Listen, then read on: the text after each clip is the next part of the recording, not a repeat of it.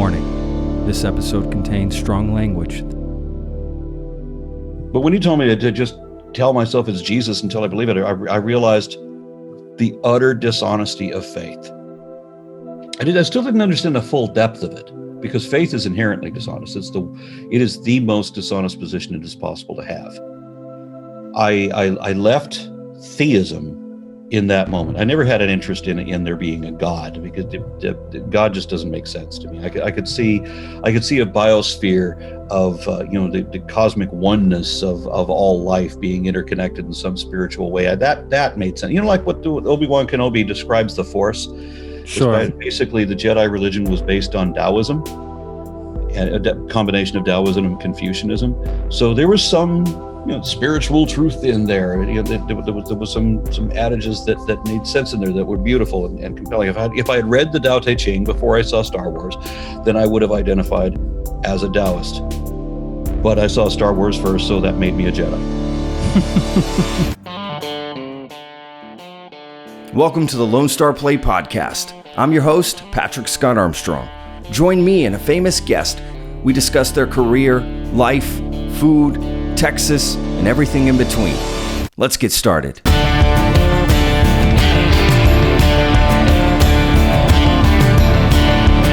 Hi guys, welcome to another episode of the Lone Star Play Podcast. I'm your host, Patrick. All right, let's get to this. So my guest today is Aron Ra. He is he's sort of known for being an atheist. I know that sounds weird, but that's sort of what he's known for. He has a YouTube channel. He's an author. He debates. He was head of the National Atheist Institute, I think it's called, something like that. National Atheist Organization, something like along those lines. This was an interesting conversation. To be frank. So look, we've had pastors on the show. So, we've got to have all sides, all kind of conversations. And it was a great conversation.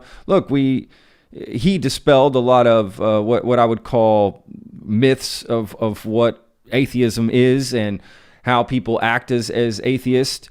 And full disclosure, I've sort of described myself as an atheist myself, to be honest with you. So, but I will say that there are some points and beliefs that he has that I don't agree with. And that's okay. It was just a great conversation. I did enjoy it. I'm not gonna lie. There was a couple times where I felt a little uncomfortable. I don't even know why. I think I feel a little uncomfortable talking about atheism sometimes because I feel like I'm going to be judged, to be honest with you. Because of some of those myths that exist out there of what people who say they're atheists are, I mean, look, I live in the South. I'm in Texas. I'm in the Bible Belt. Okay. It's not necessarily a popular opinion amongst everybody. If you say you're an atheist, sometimes, it's like, oh, you have no morals, what? Of course, as someone who's atheist or agnostic, and we go over what those terms are as well and what that means. What does that mean? I can't be moral, right? I can't do the right thing. Like, that's crazy, right? So, I'm not out killing people. I'm not on crime spree. Like, I live my life. Treat people as you would like to be treated. Look, I live by the golden rule. That's all I need. All right, and now it's time, before we get to the episode, it's time for a segment I'm naming it, okay, because this is brand new, we're doing it. I did it one episode before, but now I'm naming the segment. It's called Bet You Didn't Know That, okay? So basically all I'm going to do is just tell you some food facts and things about Texas. Facts about Texas, food facts, because as you know, we are sponsored by Texas Real Food, all right? So first fact, Texas has 248,809 farms. That could be off by a farm or two. More than any other state in the nation. Bet you didn't know that. Yeah, 250,000 farms. That is what I would say is unbelievable. Hi. Okay. Next fact. All right. Texas's oldest winery is still in operation. It's Val Verde. It's established in 1883. So that is an old winery. So established in 1883. That is pretty cool. And they are still, knocking out wine. I bet you didn't know this. Pumpkins are fruits, not vegetables. Bet you didn't know that. Because I didn't. This is the last fact, okay? Bet you didn't know this. But the first frozen margarita machine was invented in Dallas by Mariano Martinez. Okay? First frozen margarita machine. I bet his friends loved him, right? They were just like, this is the greatest thing ever.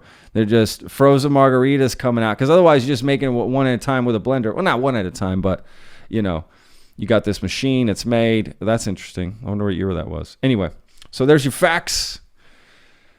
Bet you didn't know that segment. Thank you for listening in on that. All right. So as always, don't forget, go to texasrealfood.com/discover.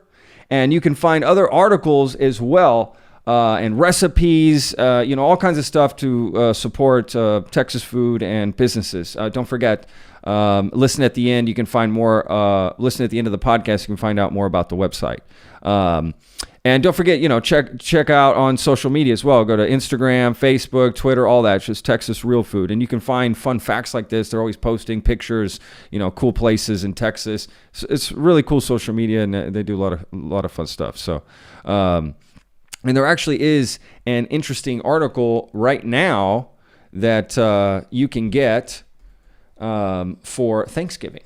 6 farms and ranches to grab your Thanksgiving turkey from this 2020. So make sure to check out the website, okay?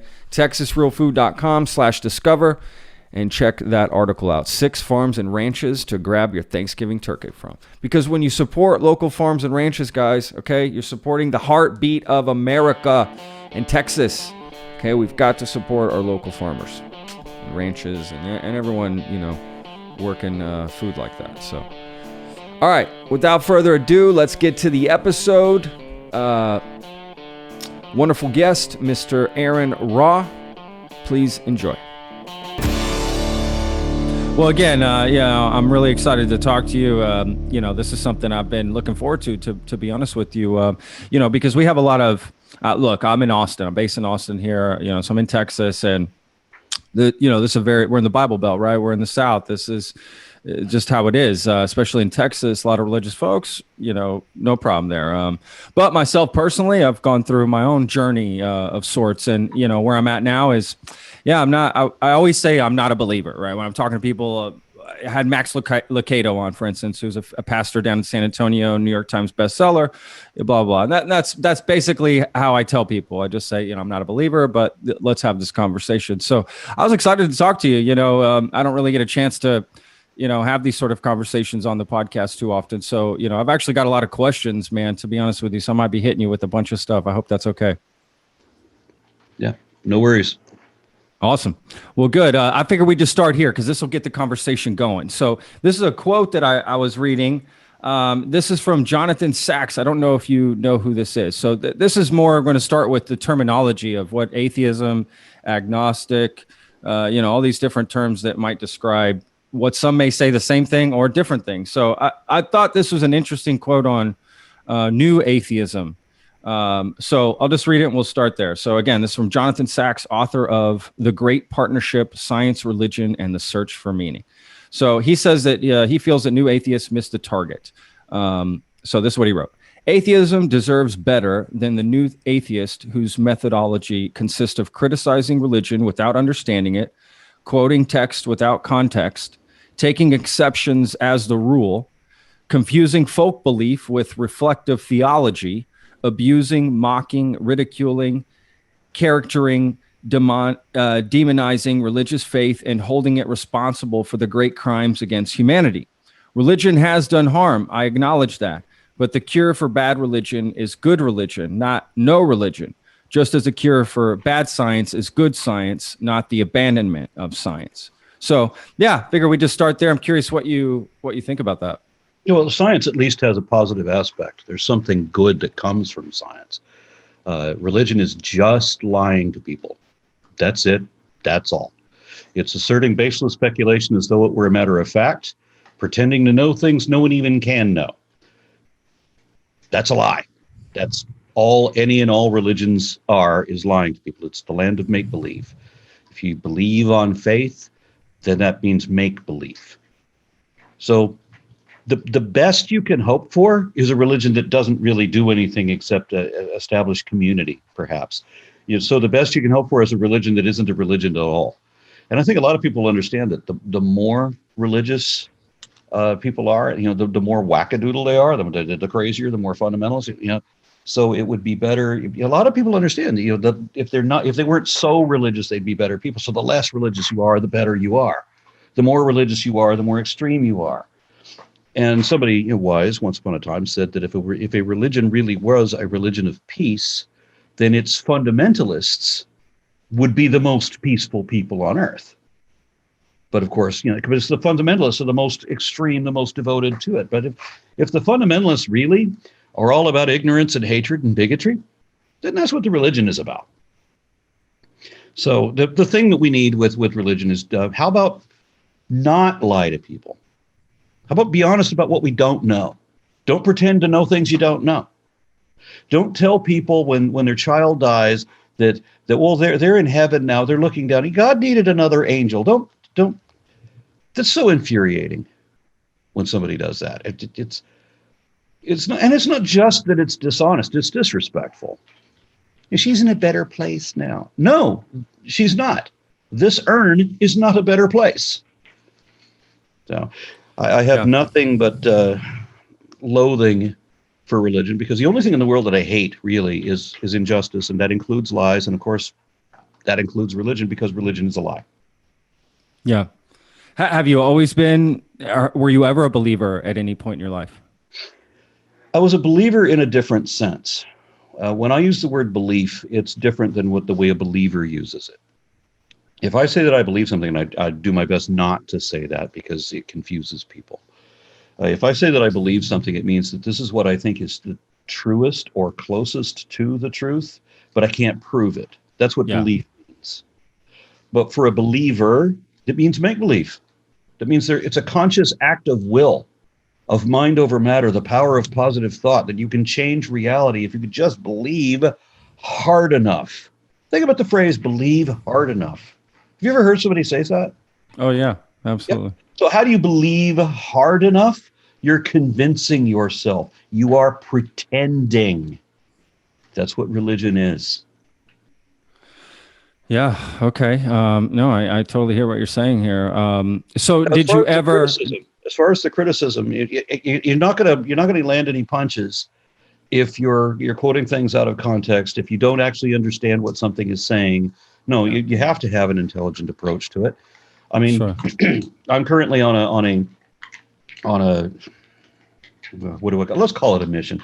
I'm on a mission to read the Quran, and the way that I've chosen to do that is not just to read the Quran because I'm a Westerner. I was not raised in Islam, so I don't know what the traditions are.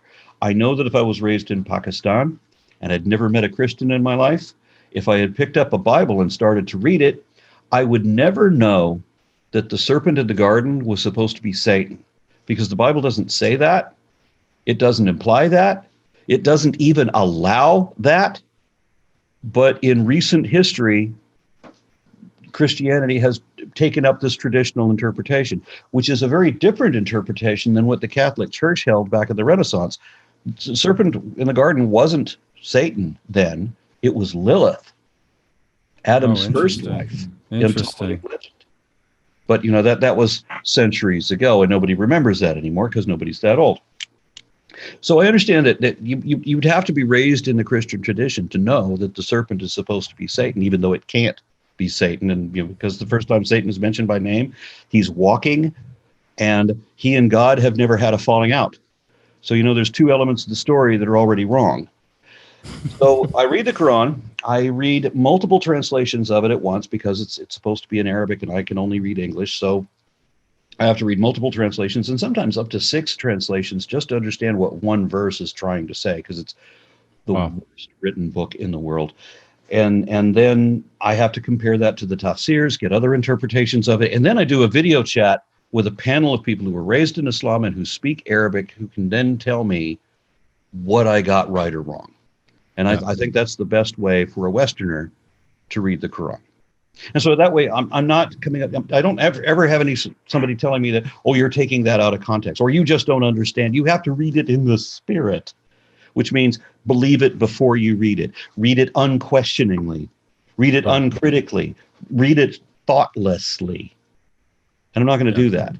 Yeah. If God existed, he'd have to be a better author than this. Yeah. Well, I mean, I totally understand. Okay, so let me ask you this. Have you ever believed, was there ever a point in your life where you thought there was a creator of this earth? You were convinced of it? No. I used to believe there was a God.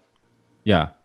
But as Kenneth Miller said in one of his presentations, he said that he's a Catholic, he's a theist. In the broadest sense, he believes that there was a creator, but there's not a deceptive one. There's not one that individually made every species, and it didn't make biblical, or they didn't make baraminology kinds either, right? God sets up a system wherein evolution, so the verses that says, where God says, let the earth bring forth each creature after, that's what evolution is and does. So that's a perfect way to describe that. Yeah.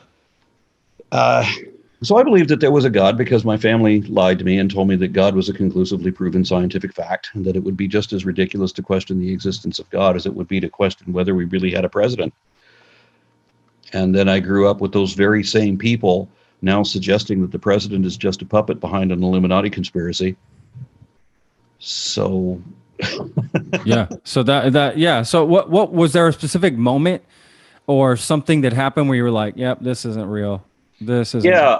I had an afternoon of, I was reborn Christian for 3 hours.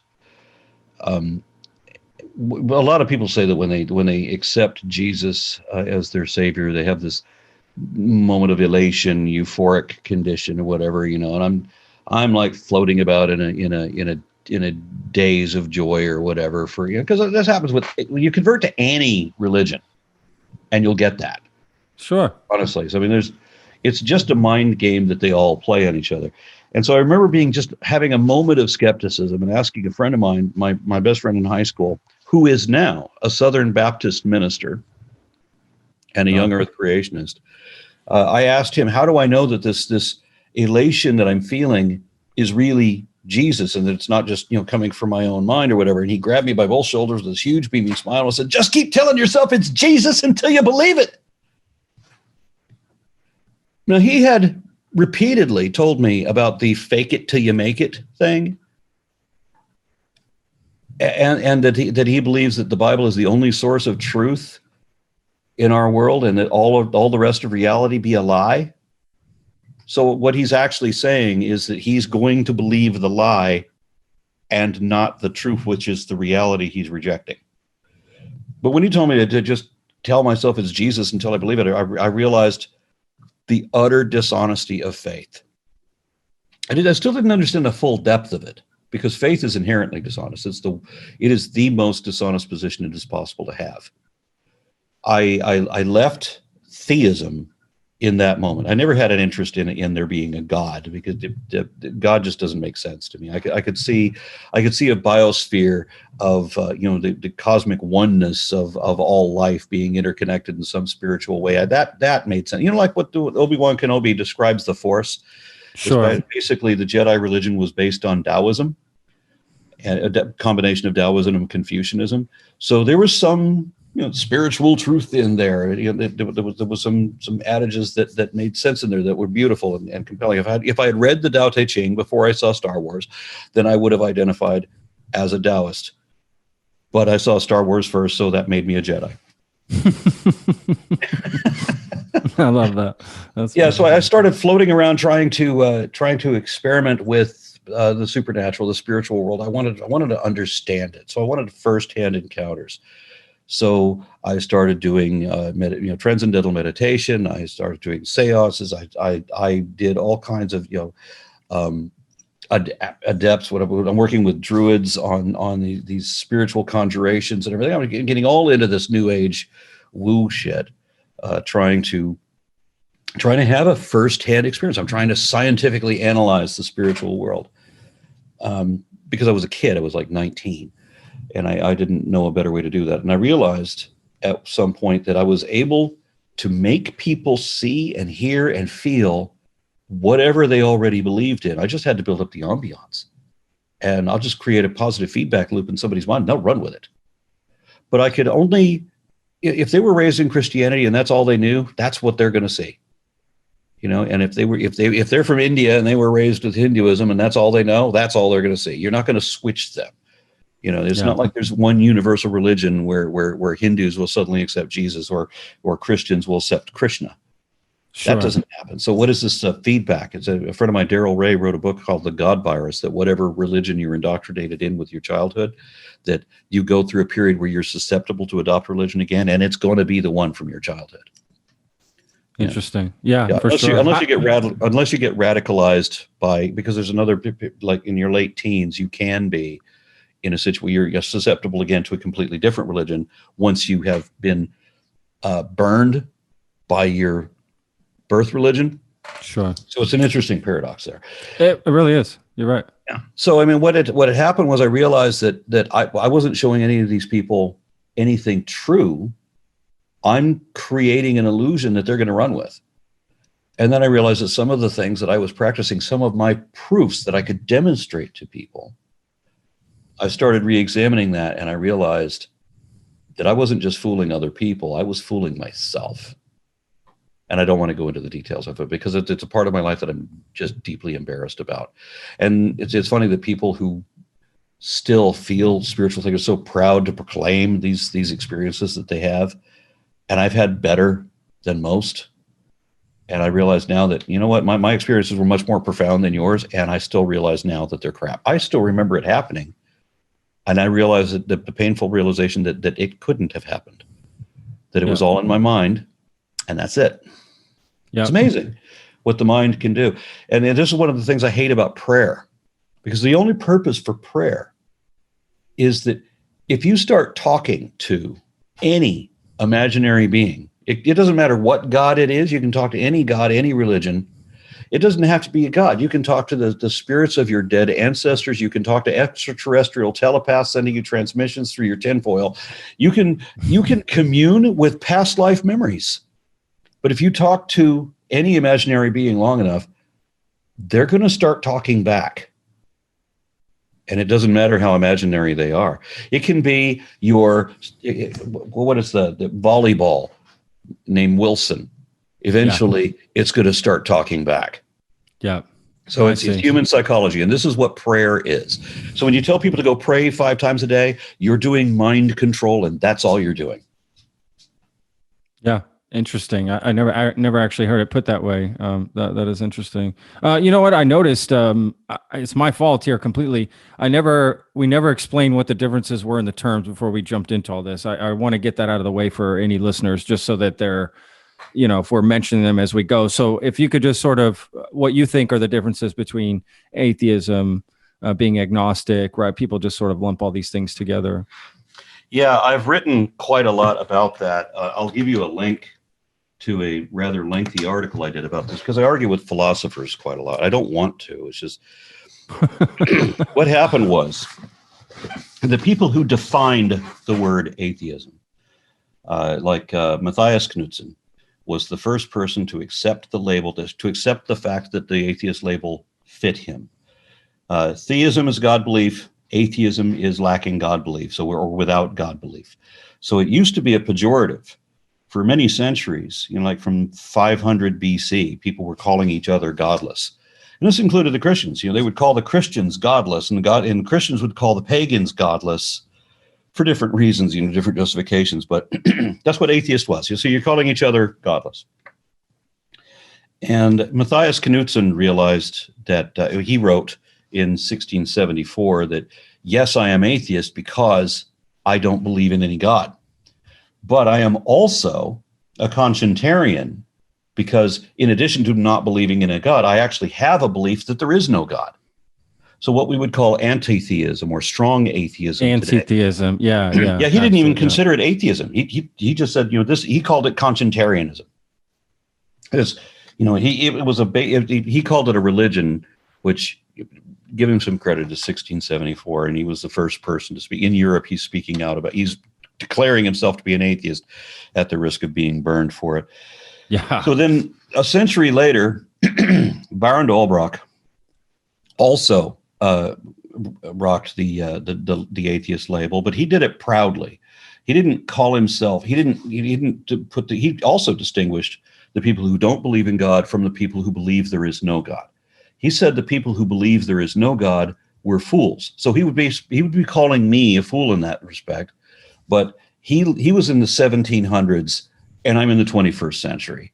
So I think I have an advantage over him. So, I mean, I know there is no God in the same way, to the same degree, and for the same reasons that I know there are no leprechauns. Anybody who tells you that they know that there are no leprechauns knows that rationally, knows that according to evidence and logic that there's no leprechauns, but you can't absolutely prove with 100% certainty that there's no leprechauns. Just because they're impossible doesn't mean that you can absolutely prove it. Well, you can't prove a negative, right? That's always the sometimes argument. you can, but in this case, this is one of those cases where you can't. You can't absolutely prove. You can only get 97% certainty. So I mean, yeah. I mean, it's really hard to prove there is no God, right? If somebody said, prove there is no God, it's the same way. For me, it's the same. It's the same thing as saying, if somebody were to say, I can prove there is a God, I think it's the same thing as somebody saying, I can prove there is no God. I don't know. That's how I see it. But you're so confident. You're saying you 100% think there is no God, period, of any kind. There's not even a possibility of God. There's no possibility of God. That's crazy to me. How can you say that? Just in order to say we don't know. But we in don't order know. to say whether something is possible, because not everything is possible. You can't just say anything is possible, because it's not possible for monkeys to fly out of your ass. It's not possible for a cow to jump over the moon. Here, maybe on another planet. I'm just saying, I mean, you talk to scientists and they say, well, maybe on another planet, gravity's different, this, that. Maybe things do happen differently. I kind of do agree that anything is possible. The strength of the animal's bones versus the amount of force that its weight can produce, or that its muscles can produce, cannot come anywhere near close enough to achieve escape velocity. There's just you're talking about on this Earth, though, right? Amongst our physics and our science. Okay. Right. Okay. So it's not possible for the muscles in a cow's legs to raise that 1,500 pounds or 2,000 pounds to escape velocity. There's no way that's going to happen. You would have to be on a different planet. You'd have to change all the parameters. But from this planet over the moon, no, that can't happen. It's not possible. You're right. And there's myriad other things that are not possible. So we can't start with the default that in order to say whether something is possible, there must be a precedent or a parallel or a verified phenomenon indicating that such possibility exists. Now, if we don't know that such possibility exists, that doesn't mean that we can necessarily say that it is absolutely impossible. But we can say, as I have, that there is no possibility. You want to say, well, what? Sure, there's a possibility. Okay, what is it? Yeah, and then nobody can answer because there is no possibility. Well, I guess if there was a possibility, you'd be able to show me what it is. That is interesting. I guess I do see what you're saying. I guess what I'm saying is, it's hard for me. Look, the reason that I left religion, if you want to, whatever, believing in God, was because it was such a definitive thing that I had to. It was 100%. You're all in. There's no other way. There's no other possibility. And the moment I started asking about other religions and, well, how come they believe this over there? What if they're right? It just all went down a loophole for me. So I sort of took that same approach with the other side of saying, well, if you're definitely going to tell me there is no God, you're basically saying the same thing as them. There is a God. You're taking a definitive stand on something that I just don't see how you can understand. It's sort of the God of gaps theory, the opposite way. You're taking the theory of the things that do exist, right? And you're filling that in the same way people fill in the God of gaps. I don't know. That's just how I. Okay, so there's more. There's more to it. than that. I mean, so the reasons that I understand that there are no leprechauns. I've argued with a Christian, Dr. Pastor Bob Enyart told me that he knows for certain that there are no leprechauns based on the fact that there's no evidence of them. That somehow having no evidence of a thing is enough to know that it doesn't exist. Now, according to Hitchens' razor, that's fair. That what is asserted without evidence, positive claims require positive evidence. And what is asserted without evidence may be dismissed without evidence. Yeah. So unsupported assertions have no more credence than claims that have been proven wrong. You have to show me there's a there, because that's the first thing. But then with leprechauns, we know that it's not possible. You know, most leprechauns are shown to be something like 6 inches tall or something like that, and it is not possible for a human figure to exist and function at that size. And then, of course, there's magic involved, and magic alone is in defiance of physics. So, I mean, God is defined by his miraculous nature, right? That everything he does defies the laws of physics. And anything that defies the laws of physics is physically impossible, and thus God is impossible by extension. And then all of the stupid excuses for why if God had any effect on anything, if God could actually do something, if magic actually worked, there would be people like Gandalf and Hermione and Spock and Obi-Wan who would be able to demonstrate that it works. And even if we couldn't explain it, we'd have to admit that, hey, you know what? This guy came in and he was an amputee, and here this faith healer regrew that leg. We had documented this guy spent 20 years in a wheelchair, and this faith healer did that prayer. That guy got up, and we checked the x-rays, and he's completely healed after 20 years. Isn't that amazing? But no, what ends up happening is that somebody walks in, gets a wheelchair, goes up on stage, stands up out of it, gets their money, and goes home. In the same condition that they were already in. If there was any truth to it, there would be evidence of it. But people make the excuse that there is no evidence at all because God exists.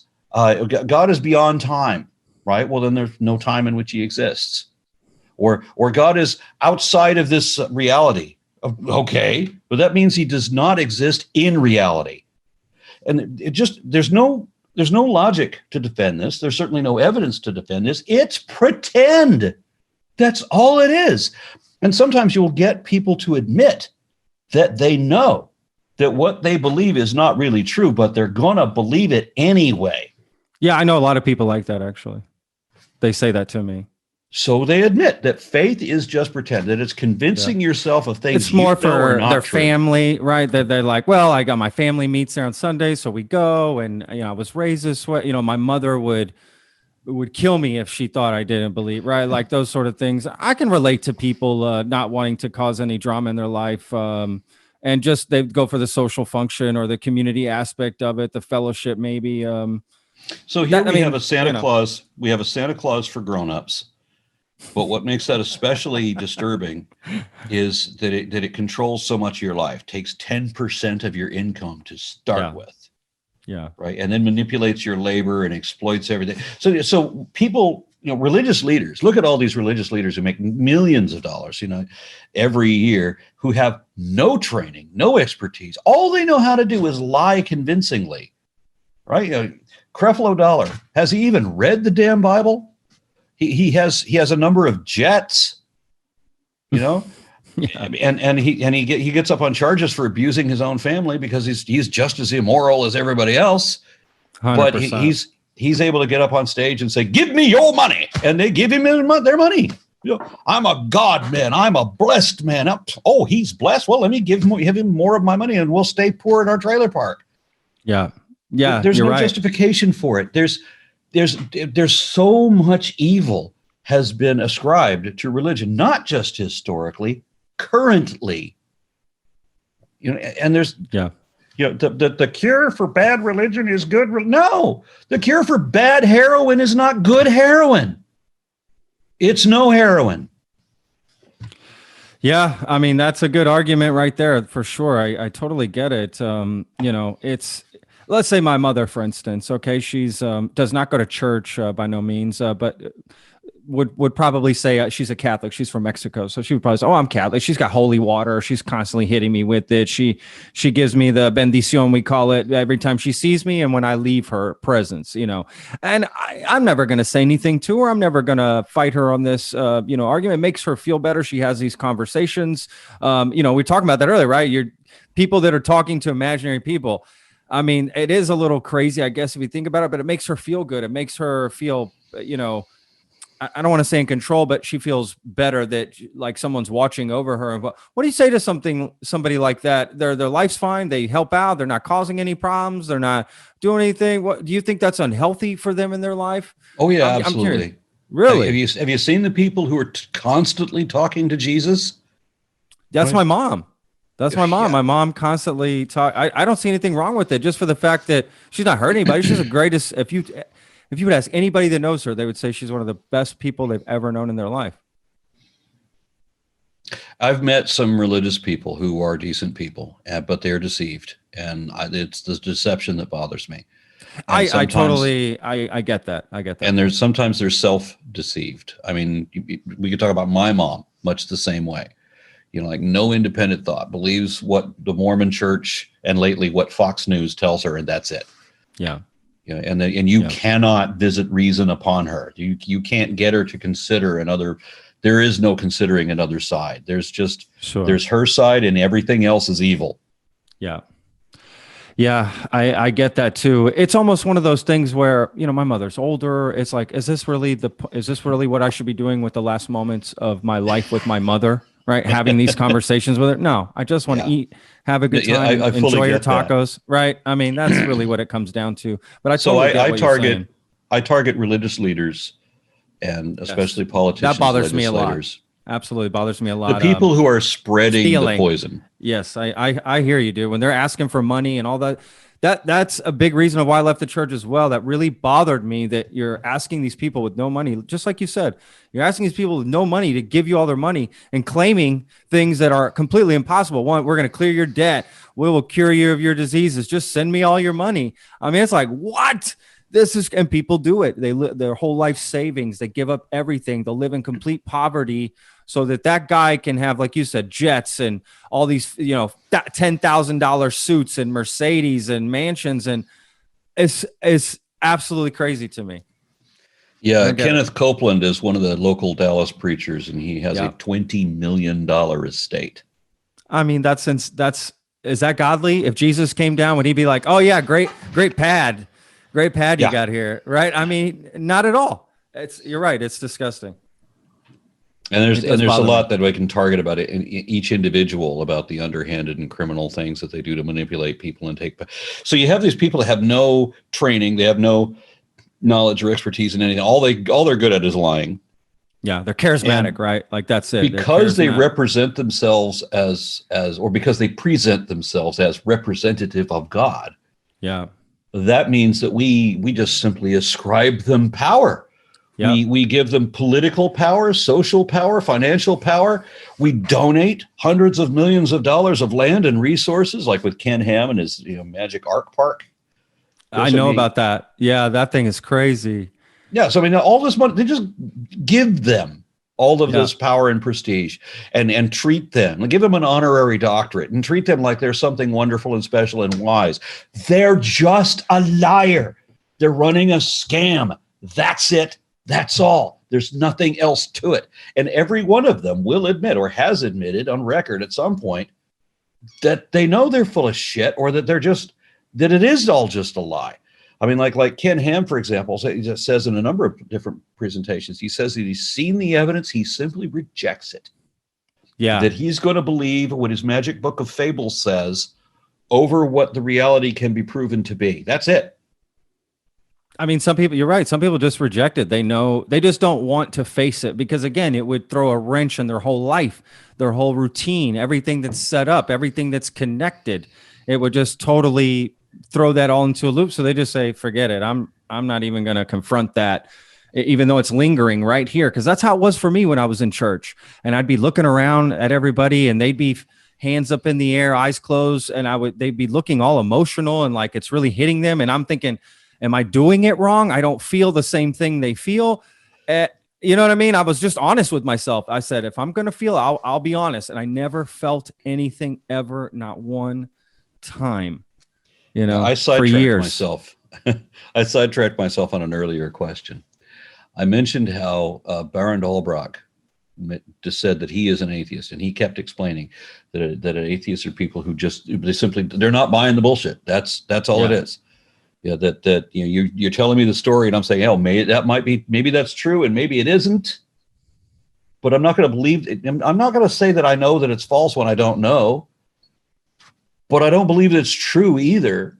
I don't believe that's an atheist. Yeah. Now, within the category of atheist, you can be an anti-theist, as I am, or you can be agnostic, as I used to be for a long time.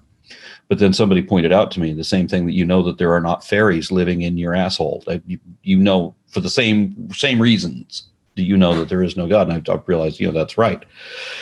But what happened with the agnostic thing, and this confused everybody, was that Darwin's bulldog, Thomas Huxley, was irritated by people in his day when they were finding evidence of evolution, which of course completely contradicted the Christian doctrine, biblical literalism. So they were saying that it was proof against God, and therefore they know there is no God. And Huxley thought that was an irrational argument because, technically it is. It does disprove, the biblical literalists, but there are other versions of God that are a little loftier than that and can't be, chopped down quite so easily. So Huxley didn't understand what atheism meant because he's dealing with people who don't know what atheism means. And he didn't know what Gnostic meant either, but he creates this word agnostic, which consequently doesn't make a lot of sense, where he says he doesn't have the belief that God exists, which is atheism technically, and he doesn't have the belief that God does not exist either. And the interesting thing about that is everybody thought that, well, if agnostic means that you don't believe that God does not exist, that means that atheists believe that God does not exist. So he redefined atheism by creating a new word. Interesting. But the fact is it didn't mean that ever. I mean, if you go back to Webster's 1828 dictionary, which predates Huxley's invention of the word agnostic, that already, the definition says that atheism already was a lack of belief that there is a God. So It was never belief that there is no God. It was never that. It never meant that. But a handful of philosophers get a hold of this agnostic thing, and they like to make things unnecessarily complicated. So if you have a belief, or if you don't have a belief in X, well, then that means you have a belief in not X.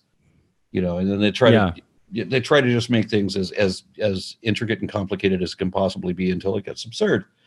So, atheism, according to philosophers, and you get to any academic philosophy website, just Stanford Encyclopedia of Philosophy or the Internet Encyclopedia of Philosophy, both of them say that atheism is a belief that there is no God.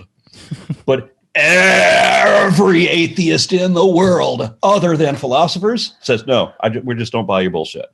We just don't believe there is a God. That's it. Yeah. So in practical application, we have the entire universal atheist movement, and I'm a representative of American Atheists. I was a president of Atheist Alliance of America. I do things in association with many other atheist organizations, all of them, thousands of people identifying as not having a belief in God. They put their definition. Atheism means one thing: we don't believe you. We don't believe in a God. Not that we necessarily believe there is no God, just that we don't believe there is a God. And the philosophers always get upset and say, well, shut up, dog. The philosophers always get upset and say, well, that's not utilitarian. No, your definition is not utilitarian. Well, you've redefined it to control the narrative. No, you're literally the ones that have redefined it.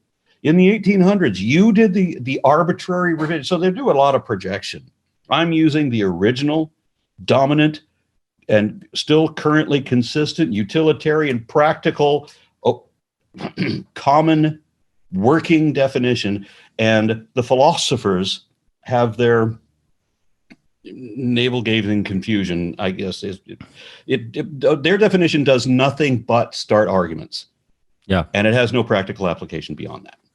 Yeah, And absolutely. I say this after having argued with a shit ton of philosophers about it, all of whom want to tell me how I'm ignorant or I'm lying, or, well, we have a degree in philosophy, so you don't know what you're talking about. But then I prove with their own sources that I'm right. And then what are you going to do? I remember many, many years ago seeing a video about Christopher Hitchens talking about, someone asked him about that. What's the difference between being an agnostic and an atheism? I can't remember exactly what he said, but it's basically something along those lines He of, said he's not just an atheist, he's an anti-theist. yeah, he's an anti-theist. Yeah. Yeah, and then he went on to say that the reason he's an anti-theist is not just that he has a belief that there is no God, but that religion is inherently evil. Correct. Yeah, that was the first time I'd heard that term, actually, and I get it. I remember I used to tell friends, Patrick, well, why don't you believe in God? I'd say, well, it's not about if I believe in God or not. It's just if, let's just say there was a God. Okay, let's say you're right and there was a God. I'm not going to worship him anyway. I don't care. He's a creator. That's sort of the position I took. Like, why am I, just because he created, I'm supposed to bow down, get on a knee, and worship this person, and I'm supposed to thank him for the privilege of doing it. That's something also I find odd about religion. So forget the idea that God exists or not. Why are we getting on our knees? Why are we worshiping? Why is that it's such a magical thing to do? I don't get that aspect of it either. I've had a number of religious fundamentalists ask me that question. If we could prove that there was a God, would you worship him? I say no. Yeah, that's what I say. Yeah. Fuck no. I can know that there's a God. I can know that there's this unjust, tyrannical despot who's going to punish me for thinking, well, just for thinking. The despot is going to punish me for any thoughts that I have, any kind of questions, any kind of ambitions, whatever it is, because all the believers want to do is get all slave lovey about something. Any being worthy of worship would not want to be worshipped. I agree. I'm going to steal that. I'm not going to lie. I'm going to steal that. I love the way you just said that, because that encapsulates exactly how I feel. I love that. Yeah, that's such an interesting, it's another interesting argument is I hear all the time is, well, Patrick, you're not religious or you don't believe in God. How are you moral? Where do you get your morals from? How can you be a good person? It's like, what? You connect religion to morality? You're saying, wait, let me get this straight. I don't remember who said it. Maybe it was Christopher Hitchens who said, like, wait a second. So the only thing stopping you from killing somebody is religion? Otherwise, you'd be out just murdering people? I mean, it's a crazy idea that's what's keeping you from you grabbing a gun and just go shooting up the local Walmart is God right now. Yeah, well, the reality is that where they get their morality from is the same place that we all get our morality from, and it ain't their God. It's that we have evolved as a social species, that there was a point in our evolution where we lost the super muscularity that the chimpanzees and gorillas have. So we're just these little weaklings, and we didn't yet have the super brain. So we're just as dumb as them, but we're not as strong. And the only advantage that we have, and this has been shown out in laboratory tests as well, chimpanzees don't have the feeling of altruism and community that we do. They will work together within limits. Only so often as it promotes their own interest. Sure. Where we will be altruist. We'll go to the ends of the earth for each other. So imagine a tribe of Australopiths or whatever, wandering across the savannah looking for food, and then some saber-toothed cat jumps out and attacks one of them. And in any other herd animal, all the others would run and leave the weak or the slow to the children or whatever, and the pregnant females, leave them to be attacked and killed. But our community didn't. So even though we're weak and small and we have useless teeth and no claws, we can throw rocks, and there's 50 of us. Yeah. I like how you put that. That is great. It was our compassion for our family, friends, and fellows that bore us out. And so that's where morality comes from. We get a sense of joy from being appreciated, right? Nobody gets a sense of joy out of being feared. Yeah. If you enjoy being feared, you are in fear. You're in deep fear, and you need to feel that other people are afraid of you because of how afraid you are. That is an aberrant behavior. That is not conducive to society. We need people who love. We need people who feel empathy for other people. That's what built us. That's where morality came from. And Christianity is not a source of morality at all. And the Christians will think that, well, if you do bad things, you're going to get punished by God. Wrong. God doesn't punish bad things. God punishes disbelief. Oh, interesting. He doesn't reward good behavior either. Belief is good behavior. Same thing with the Quran. Then the Quran is explicit about it. In the Quran, it's belief is good behavior. Disbelief is bad behavior. So it doesn't matter how evil you are. All sins will be forgiven if you but believe, or they can be forgiven. You just have to ask for it. So all sins can be forgiven if you believe. But if you don't believe, then it doesn't matter how good you are, because the only sin that will not be forgiven is the sin of disbelief. And it says that in the Bible 3 times. Yeah. Oof, so you have to believe, and then you're saved. And if you don't believe, then you're damned. And there's no way you can have an evil John Christian get into heaven. Hitler can get into heaven if he accepts Jesus Christ in this last moments, right? Yeah. And but then any altruistic like Bill Gates giving millions of dollars to medical health organizations, or Warren Buffett giving to feeding the homeless or whatever, millions of dollars, as these guys do. And then the Bible says that no unbeliever can ever do good. Well, here's demonstrations of unbelievers doing good. Yeah. And we're still going to believe the Bible anyway, even when we keep proving it wrong. Shut up, dogs. That's usually me and my dog, so I'm actually happy it's happening to somebody else. To be honest, No, that is very interesting. Do you have any friends that are religious? I'm curious. Do you got any buddies you play poker with or something on a Friday night or something? I did, but then Trump happened, and I lost some old friends, and I lost the last remnants of my family. They could forgive me not worshiping God, but they couldn't forgive me not worshiping the orange God. Well, that is interesting. That is very interesting. Wow. I said that Trump was objectively corrupt. And since I've said that, we've had so many examples of objective confirmation of his corruption. And I thought, but they hated that I said that he was corrupt when they didn't want to believe it, and they hated it worse when I said this is an objective fact. We can prove this. This isn't just a matter of opinion. We've got the documents to show it. And that was the last communication with my family. I'm sorry to hear that. I really am. Yeah, you just cannot badmouth Trump. Yeah.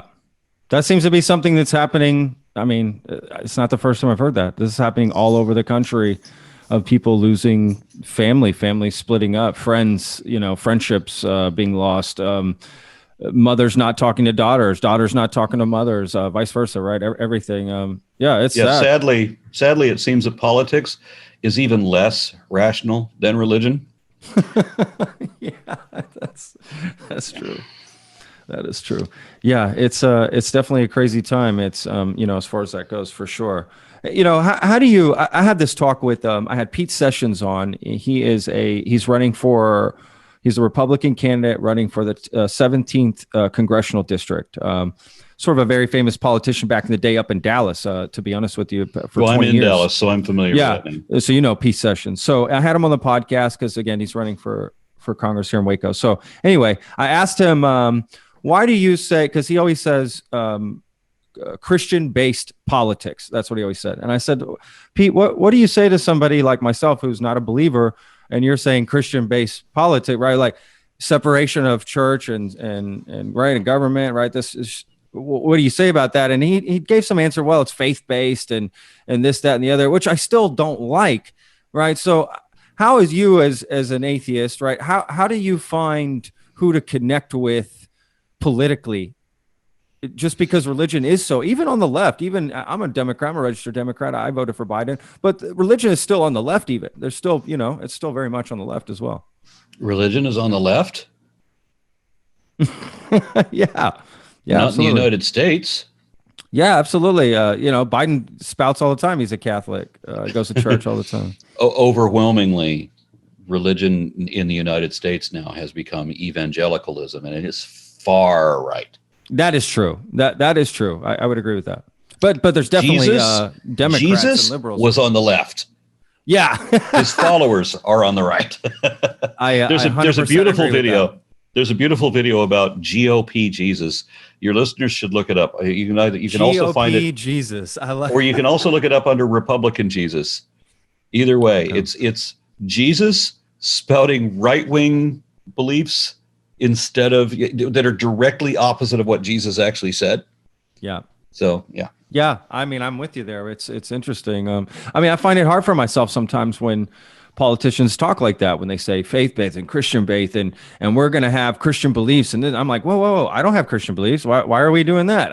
That's not where I want to go. We shouldn't have any belief. What about this person who's a Muslim? And what about this guy's a Hindu? And this guy's this and that guy? What are they all supposed to get behind? I just think, right, we should just be taking religion out of the politics. The American dream, and Trump, it was appropriate that Trump said that the American dream is dead because he's the one that killed it. The American dream was that you could come to the United States, which was a secular government. So all of the religious laws that impose the caste system or that prohibit your freedom of belief or freedom of speech wherever you used to be, you come here and now it no longer matters. You can be Jewish, you can be Muslim, you can be neighbors at the same time, and it's all good. We don't care, that this guy's Jewish and this guy's and this guy's Muslim. They're running a business together. Yeah, exactly. You're the boss and you're the manager and whatever, and then you hire some Christians who, as your wait staff or whatever, and it doesn't matter. Yeah, right. It's a meritocracy now. It's what can you do? You're Indian. Okay, well, welcome, Sanjay. And you know what? That caste system you escaped from, it doesn't exist here. So now you are equal with me. So that was the beauty of the American dream. It's gone.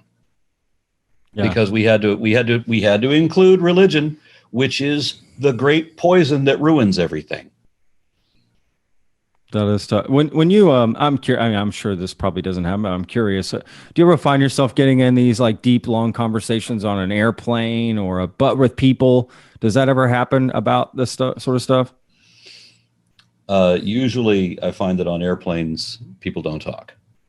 Well, that's true. Well, any place. I mean, airplane was an example, but any event or I don't know. Al, do people ask you a lot about it? Do you find yourself just constantly having these debates or conversations, because of that? I mean, I've had a lot of conversations, not usually with strangers in situations like being on an airplane. Yeah. And what I'm talking about is usually beyond the average pale. Yeah. I mean, most of the people that I've ever encountered in my life are only capable of talking about hunting, fishing, and football. And if you're not interested, if you want to talk about anything that is outside of Grandpa's personal experience, there's nowhere you can go. So I'm not interested in hunting or fishing or football. I've never watched a football game. I shot a squirrel once when I was 8 or 9 because my dad gave me a rifle and wanted me to go hunting with him. And he hunts all the time. He's killed more meat than he's ever bought in a store.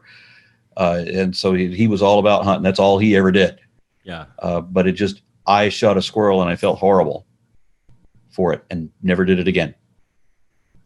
My dad believed that dumb animals don't have feelings. They're just meat robots that look like they experience pain and terror, but they don't really, because they don't have souls.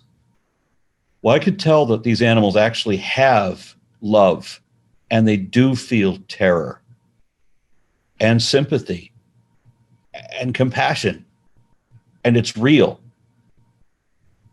My dad has killed over a dozen dogs because that's just what you do with a dog when it irritates you. You kill it because it's just a dumb animal. It's just a meat robot. Jesus. Yeah. Yeah. Wow, not a dog. And I have a responsibility. I've adopted a dog. It is up to me to take care of it. Yeah. And even when that Pyrenees barks his way through every damn podcast I do, I still have some responsible to this autistic mammal to take care of. I hear you. Absolutely. I want to add one other thing too on religious in politics and everything. If you use religion as your reason or justification for any act or policy, then you still haven't given a reason. Religion isn't good enough. We're doing this because we believe X. No, that you need a secular reason before it to be a reason. Yeah. And religious people don't seem to understand that.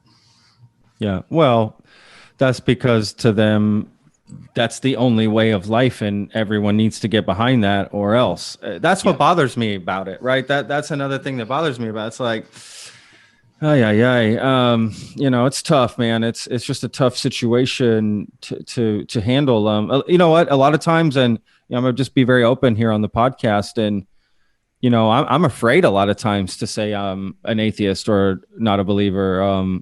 Sometimes I'm not ashamed of it. I'm not ashamed of it by no means, but sometimes I'm afraid to talk about it because I'm going to get put down, or we're going to start an argument or a conversation or something I'm just not ready to get into. And that's such an odd thing to be, because there is this, like we talked about before, this misconception of you're an atheist. Oh, you're a Satan worshiper.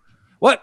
I just said I don't believe it. They even get that confused. I've had that confusion happen before too, where you say an atheist, oh, you believe in Satan? What? That's not what I'm saying. I didn't say I worship Satan.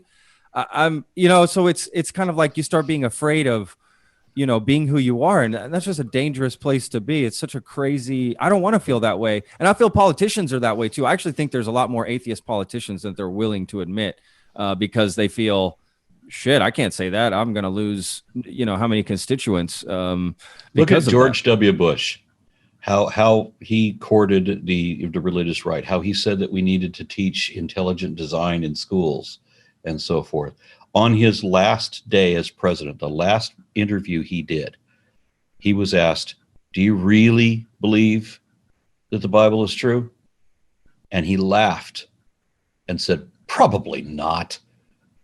And in that last interview, he admitted that evolution is real and Bible probably fake. Wow. I got to see that. That's crazy. There was a theory about Obama too, right? That he would say that he's a humanist, and that they can never get him to talk about religion in a specific way. Well, Obama admitted to being Christian. He said that he was atheist once upon a time. Okay, maybe that's what. But then he glommed the Christian position because you have to. You have to. I think that's what it is. I don't even think he really wanted to. I just think it's. I'll tell you an atheist stigma. Yeah, there's an atheist political candidate. Well, there's a lot of atheist political candidates actually. Arizona, which is a very red state, in the 2016 election, they elected 9 open atheists to various positions. I love that within the state. I'm on the board of the Center for Free Thought Equality, and they advocate political candidates who have no belief. And so there are a lot of them all over the country. They're cropping up because atheism is on the rise in every state at once, while religion is in a steep decline. Yeah. And Islam was the fastest growing religion, was for a long time. Islam was the fastest growing religion. And I think technically it still is. But it's staggering because Islam came up with something that they didn't expect to have: attenuation. Yep. Where they have a whole bunch of babies. Now we've just created all these other, Muslim babies, and we will, there was a lot of people saying that they were going to take over. They were admitting that the plan was to Islamify Europe, for example. Sure. But the problem is that a lot of their kids could turn out to be 20 years old and decide they don't believe that. A lot of them, actually. And if you don't live in a country where apostasy is a death sentence, Now suddenly you're in a secular country. You're in Europe, and we can't kill you for being an apostate anymore. Well, Yep. I don't know. Now what's happening? Yep. So Islam is stumbling, Yeah. and I'm doing my best to cut the legs out from under it. Sure. Well, And I think that the best way to become an apostate is to read the Quran. I think it is important to study the word of something you're trying to, talk about 100%. I've studied the Bible a lot, actually. Again, I was very deeply into religion for a few years there in my early 20s, and I studied it so much. I must have read it backwards and forwards because I wanted to know so bad. I wanted to find out. I was, deeply thirsting for knowledge and thirsting for this idea that this could be possible. But again, with time, everybody sort of changes, that sort of thing. What do you say to somebody who, look, I work with a lot of people. I do have friends and family that are religious and are these things. And those conversations don't come up. Do you find yourself having a difficult time talking to anybody that's religious about anything? Or do you just not even like having conversations with people that are religious about anything? I did. I talked with Dr. Kenneth Miller, who wrote the textbooks on biology for high school that promote evolution. He was the star witness in Kitzmiller versus Dover.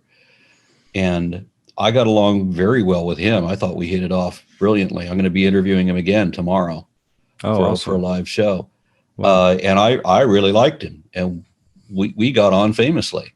Yeah. And I think it's probably best that we not bring up religion. Yeah. Because that's the great divider, isn't it? Sure. I mean, that's what I do. I just don't bring up religion with people that are religious or whatever, right? I just leave it alone because the moment they ask me, I can't lie. I can't say I believe when I don't. I can't do that. I'm going to say, I don't really, that's not for me. Yeah. Now, so what I'm doing, I know that a lot of people are afraid to call themselves atheists. And I just want to be, once again, very clear. If you're not convinced that an actual deity really exists, you're atheist. That's me then. Then I'm an atheist. Yeah, it's that simple. It's, does the subject believe in a God? Yes equals theist. No equals atheist. That's it. Simple. And if you say, well, I believe there's something. We all believe there's something. Is it a magical, anthropomorphic immortal? Can it read your mind and empower miracles? If that's not what you believe, then it ain't a God. Yeah. Yeah, that is interesting. Do you think it's possible for people to find good things out of the Bible, for instance, right? I've talked to people that are atheists. I even have friends that go, well, I don't like, I'm an atheist, whatever, but I've read some good hymns, right? There's some good scripture. There's some good ideas. But I've also heard Christopher Hitchens is very famously not like that very much. He's definitely against it. So I'm curious where you stand on that. Do you feel there are some good things to learn from it? I think that you can put whipped cream and a cherry on top of a pile of shit. and that's what you would get as far as looking for something good in the Bible. Yeah, I will say that I can't say that there's no wisdom in the Bible, because there is Ecclesiastes 3:18-21, and that's it. Interesting. What are the only reason that qualifies as wisdom is because it contradicts the rest of the Bible. Is it cool if you paraphrase a little bit of that? Yeah, that is talking about that men don't realize that they are but beasts, and who knows whether the breath/spirit, because they used to think that the reason people think that they have a soul is because we thought that breathing, that air was spirit. And so nobody has a spirit. It's your breath, literally. So in Ecclesiastes, they say, who knows whether the breath or the spirit, depending on the translation, of the beast goes downward into the earth, and that the spirit or breath of man ascends upward. Nobody knows. So just stop worrying about it and just, deal with your own real life. And it says there that the only reason that we don't accept that we are beasts is our own vanity, that we refuse to admit it because we want to be better than everybody else. Wow. Okay, that is cool. There's one in Matthew that it's actually not even very religious. It's just the idea that I've always liked, which was something about, don't let your left hand know what your right hand is doing, sort of thing, when you're giving away, right? Like for charity. I've always liked that idea that people, if you're going to give something away, you're not shouting out to the street, "Hey, look at me, everybody. I'm about to give away some money to, help some people out." Or you just do it, right? Nobody knows what's happening here. I'm helping out. So I always liked that idea, but that's not really even tied to religion or God or the Bible or anything. Remember right? this one too. This is an concept. important one. Matthew also says, "Do not be like the hypocrites who pray out where everyone can see them. Yes. Pray in the privacy of your own room." I think it's in the same. I think it's in the same portion of that. Actually, that same what you're talking about. Yeah, what I'm saying. Yeah, absolutely, 100%. Yeah, absolutely. Look, it's such an odd thing. Like, look, there's left and right, Democrats, Republicans, same sort of situation of, people are, I have friends that are liberals right now that have cut off Trump supporting family member. They've just said, "I'm never talking to you again. Like, you're out of my life because you like Trump." Not that they had a fight or anything, just that you like Trump, you're going to vote for him. Oh, you're out of my life. And that's a very odd thing to happen, right? How are we supposed to move forward in society if we can't agree, not agree to disagree, sort of thing, but you ever get watch along Fox with differences?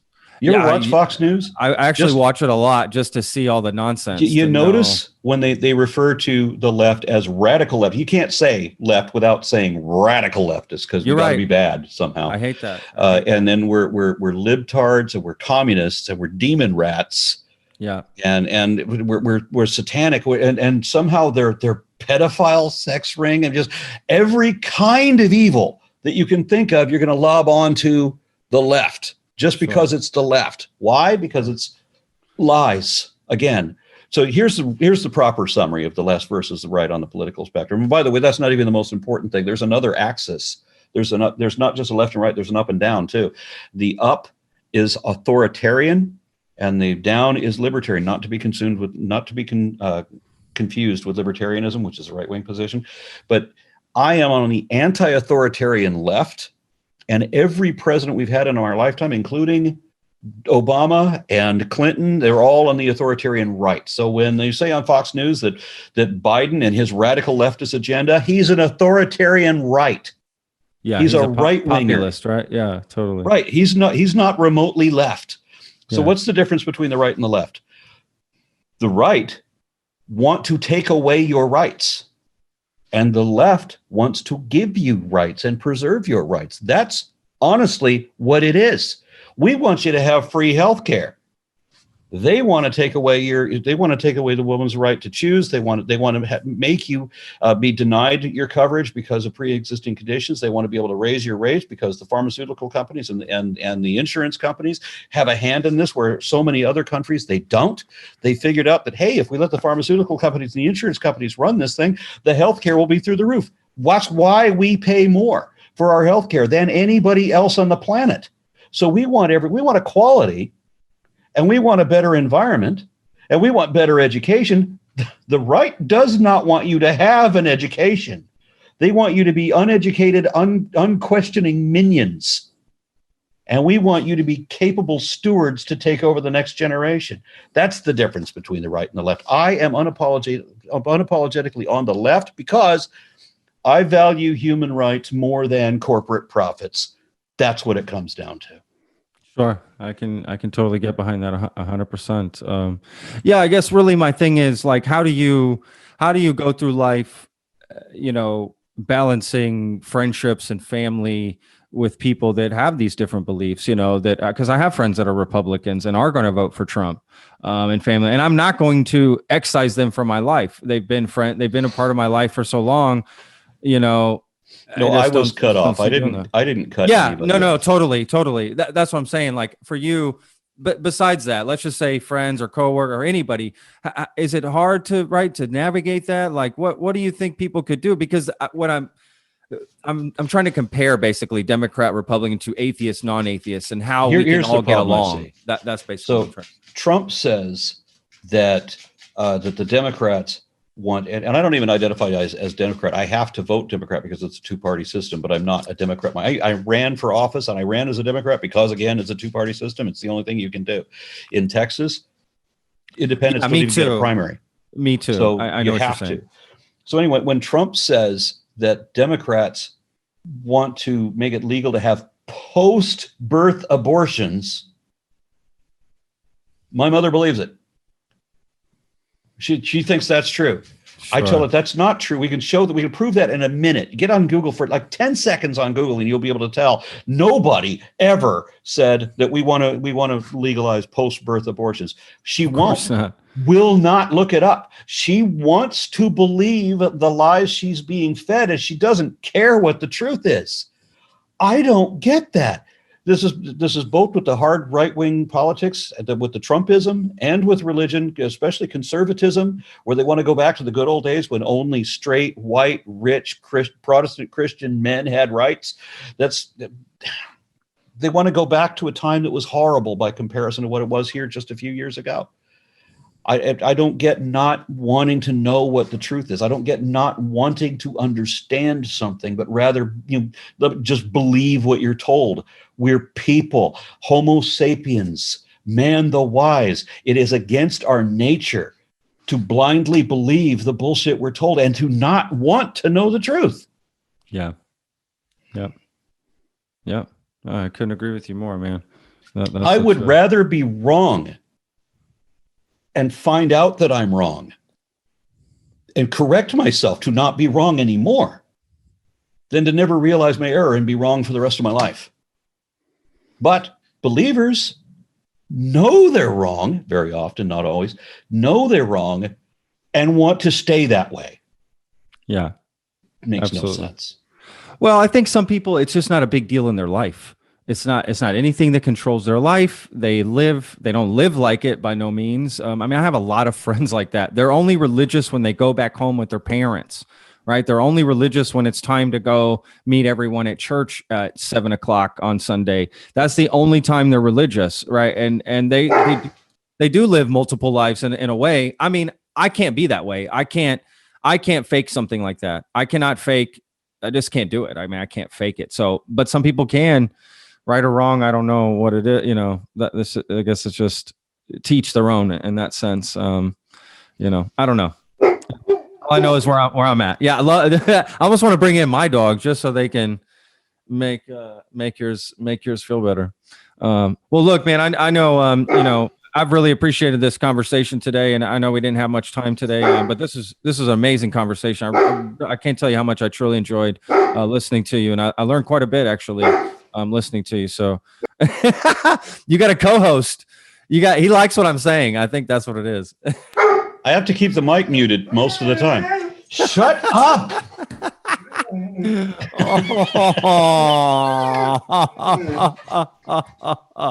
Come here, big boy.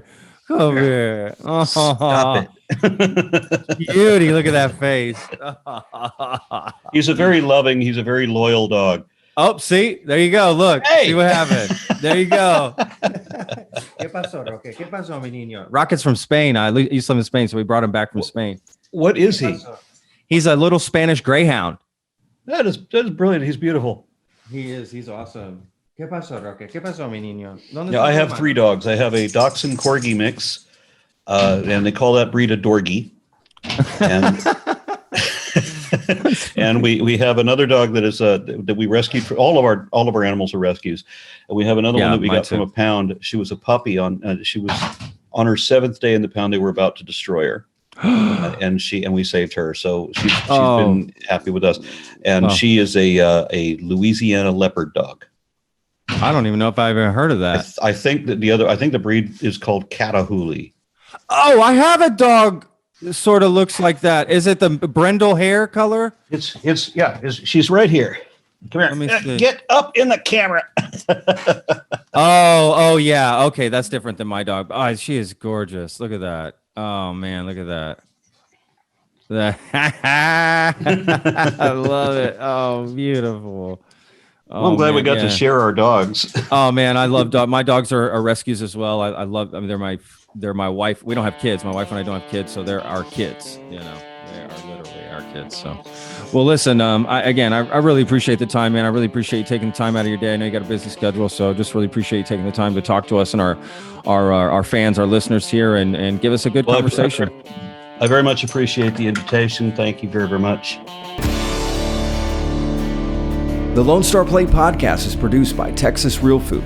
Go to texasrealfood.com and you can search your city for stores, butchers, restaurants, farmers markets, and more who are using fresh, artisanal, organic sources. It's a fun site that brings all natural options all together. I hope you enjoyed this episode. For more information, go to thelonestarplate.com. I'm your host, Patrick Scott Armstrong. Until next time.